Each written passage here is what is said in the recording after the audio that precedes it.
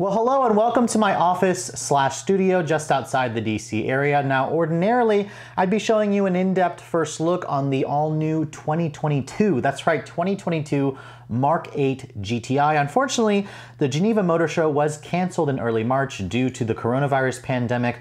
Luckily, Volkswagen was kind enough to include me in a video conference call with a bunch of executives and product planners about what to expect for the North American version of this iconic hot hatch. So, let's take a first look.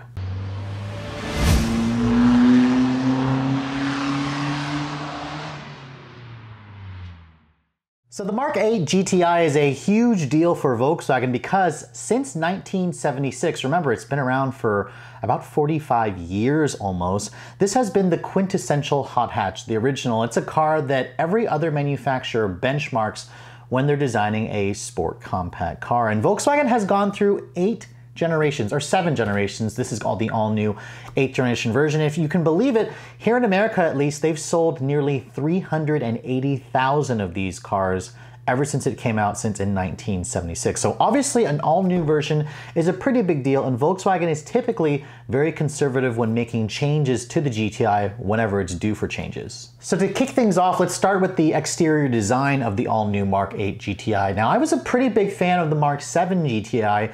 It definitely had an evolutionary look compared to the Mark 6 GTI, and even today, it has aged extremely well, although there were a few things about the car where I believed you had to go for the higher trim level to make it look a little bit more special. Volkswagen has rectified that for the all-new Mark 8 generation. You can see the front fascia has the traditional look of a GTI, but the one thing that Volkswagen made standard this year are full LED headlights. That's right, no longer is there a poverty spec version of the GTI where you had to get like the SE or the Autobahn version to get the LED headlights. You also have the company's signature LED daytime running lights, LED low and high beams, and VW even added this cool little party trick in the grille. There's actually an LED accent light that accentuates the lower part of the grille just underneath the signature red line that's above the GTI badge. That's something that we've seen on GTIs for a while, but that new LED light strip is a seriously cool addition. I also noticed that the car had sequential LED turn signals, at least in the B-roll that I found for the European spec model. I'm not entirely sure if that's going to make it to the US. My guess is yes, but the car itself, the presence that it gives is just very Audi-like, especially when you turn on those turn signals. No other vehicle in the segment has those sequential LED turn signals. Now, optional will be a really cool set of 5 LED fog lights that are arranged in an X form in the lower part of the fascia that kind of takes up little portions of the air intake. At first, I thought the fog lights looked a little bit trippy. They were seriously weird to look at, but finally seeing it in the B-roll package, I haven't seen this car in person, I think it's actually a very distinctive look. I mean, Volkswagen is typically very conservative, and the previous generation actually had standard LED fog lights, which were optional on the higher trims. Of course, the fog lights are optional as well, but they really complement the look of the car. So feel free to let me know in the comments below what you guys think of the design of the front fascia of the new GTI. Now, in terms of the overall dimensions, Volkswagen didn't have the final specifications for this car in terms of the length, the width, the height, and the overall weight. But they did say that it's going to be very similar to the Mark 7 GTI, which was already kind of on the smaller end of the segment. It was actually a really good size. When you look at some of the other hot hatches, like the Civic Type R, for example, they've gotten extremely big. And then you've got the Hyundai Veloster N here in America, which is a little bit too small, which is probably why it doesn't sell so well. Now, Volkswagen says you can expect the overall dimensions to be similar to the Mark 7, but the new Mark 8 will be a little bit lower and maybe slightly wider versus the Mark 7 to give it a more aggressive stance. Now, the wheel options, there are actually a choice of 5 different wheel options here in America, ranging from a 17 going all the way up to a 19-inch wheel, which is, I believe, a new option for 2022.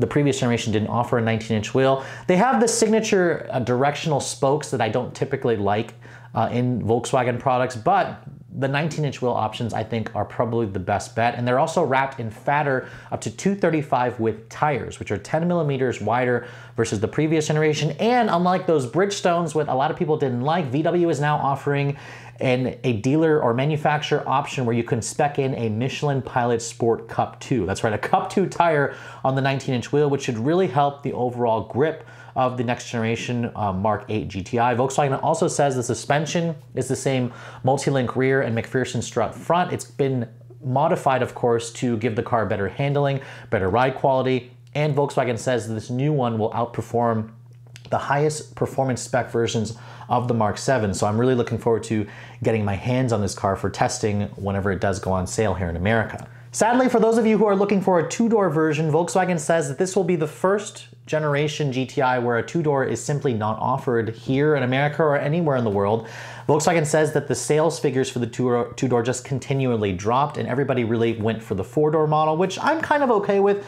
Everybody cares about practicality. I mean, just look at the sales figures of the Veloster N. Great car, but it's a little bit too small, and that's why I think Hyundai needs to bring the Elantra GT N line or the i30N. A panoramic sunroof will be optional, of course. This one here, the new version has kind of like, not a full-size panel, but it really gives a nice black contrast to the roof if you guys go for that option. Out back, the look is very similar to the last generation GTI, but with a huge change. Full LED taillights are now standard. Remember, the previous generation had just an all-incandescent design, and then when they refreshed it, they threw in the LEDs. It really helps that Volkswagen is throwing in full LED headlights and taillights is standard. It kind of gets rid of the cheap look that the base model versions of the GTI had. I also noticed that you've got the new Volkswagen emblem in the center of the tailgate. It's a slimmer look to the emblem. Very subtle change along with the GTI badge as well. Same kind of lettering, but the font is slightly different to mimic the new Volkswagen emblem. It just kind of cleans up the look. It gives the new GTI a more sophisticated design. I also like the fact that VW has kept the traditional dual outlet chrome exhaust. None of that fake crap that they use in some of the Audi and other Volkswagen products. I think that's a trademark design that Volkswagen was very smart to keep. And overall, the basic proportions of the GTI is that classic hatchback look. And I think a lot of people will instantly continue to recognize it as a GTI, but it also has brought the car up to a much more modern, more sophisticated design. Now under the hood, of course, this is a Volkswagen GTI, and it wouldn't be an all-new generation if VW didn't add more power. Now the previous generation offered up to 228 horsepower when it first came out. Eventually that number became standard.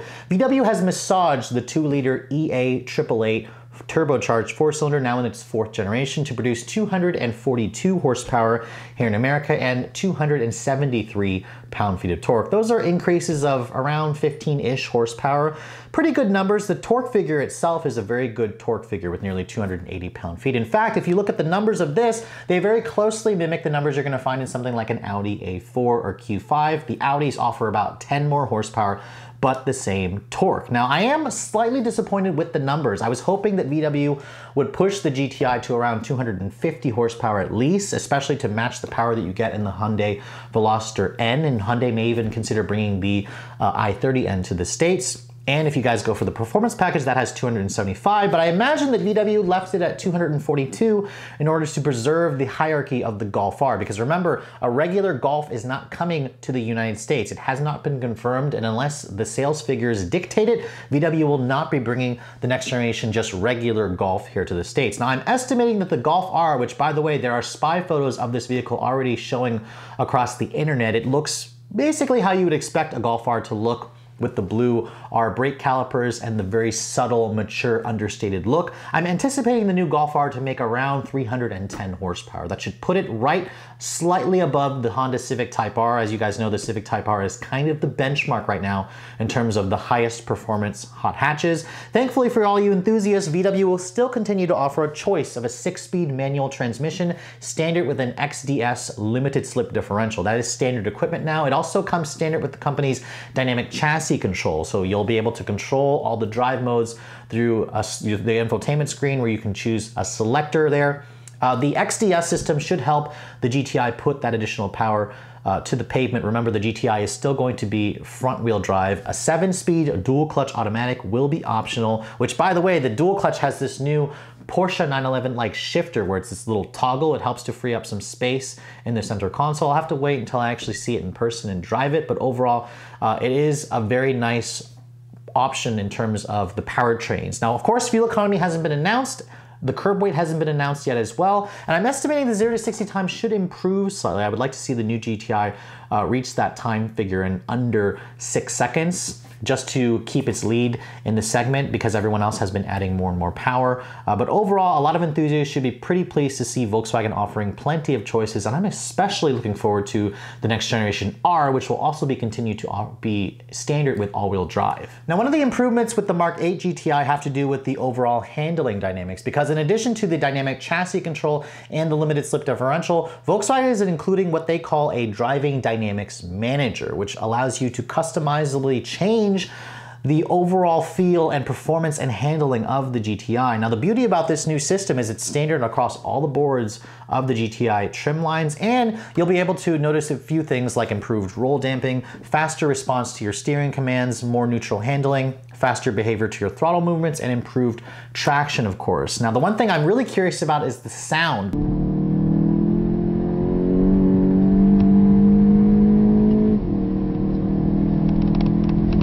Because VW's GTI has always been a little bit weak in that department. It's something that owners have always changed. VW says that they will be enhancing the overall sound again in the cabin through the speakers, so I'll have to wait until I actually drive the car to figure out if it's actually a good enough sound. The one thing that VW did change for the 2022 model year is the ability for owners to completely shut off the stability control. Before, they allowed you to put it into like a sport setting and then you could turn it off, but it wasn't always completely off. This year, VW says you'll be able to shut it off completely for all you pro drivers who want to take your GTI out on the track.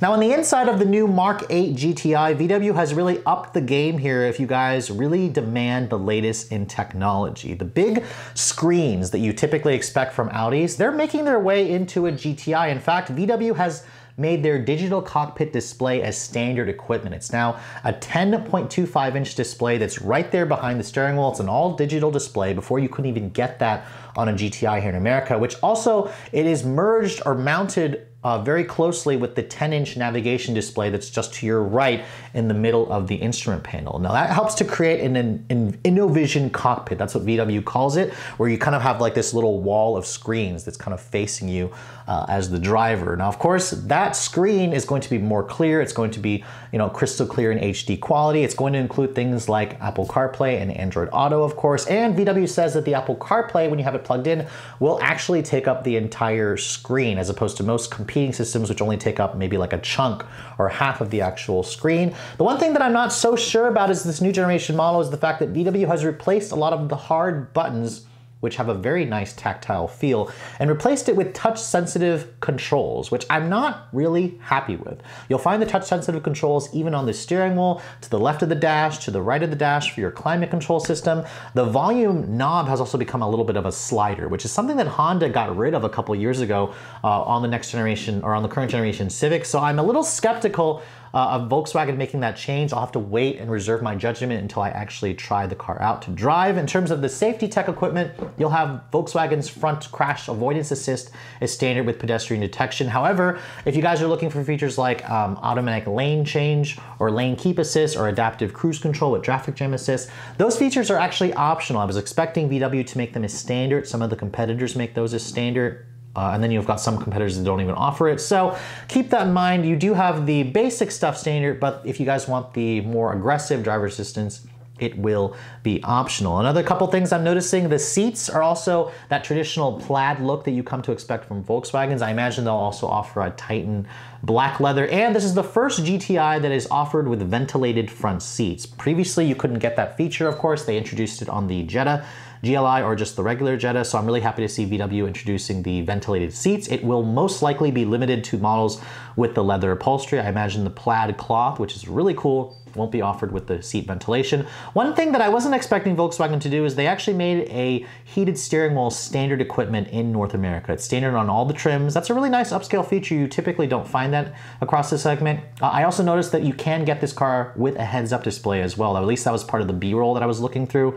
I'm not entirely sure if that's going to make it to America. The new steering wheel is also a nice addition. VW really needed to replace the old steering wheel. It's got that new Volkswagen emblem. Right in the airbag cover, you've got more of those touch-sensitive controls.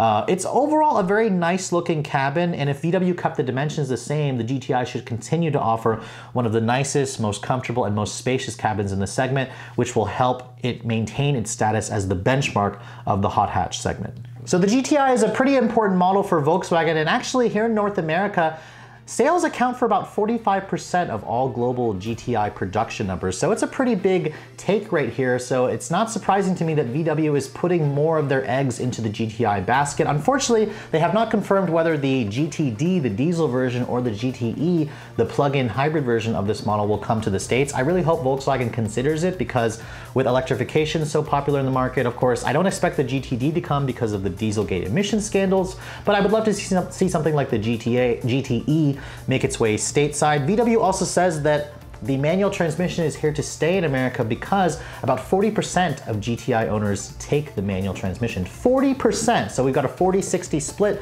between the DSG. I hope that number continues to stay that way. I really love the GTI, whether you guys go for the dual clutch or for the 6-speed manual for all you purists. But regardless, the new GTI has been slightly delayed due to the coronavirus pandemic. You can expect this new model to go on sale in the late first quarter of 2021, so basically this time next year. So it will be a 2022 model. Of course, no pricing has yet been announced, but if you look at pricing of the current GTI, which is around $28,000 to start, they go up to around $35,000, $37,000 fully loaded.